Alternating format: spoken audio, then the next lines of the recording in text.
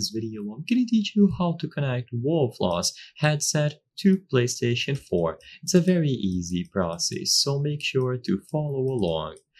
Connecting any Wolfloss headset model to your PlayStation 4 is extremely simple. Usually they will include a dongle, and this is how the connection is going to be established.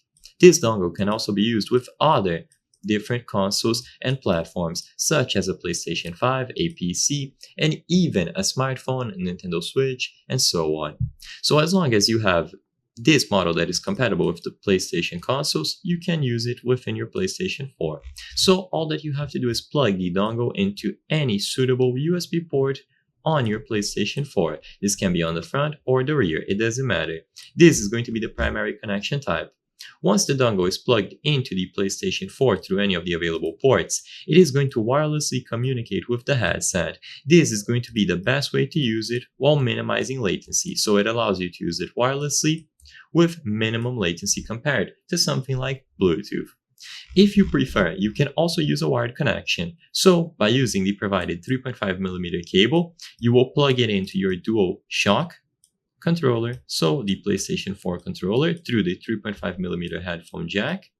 And then once it is plugged into the controller, the other end will go into the headset. There is no secret to this. Once again, this will allow you to listen to all of the audio being output through the console on the headset, and it is also going to allow you to use the microphone while minimizing latency as much as possible, even more than the wireless dongle will have.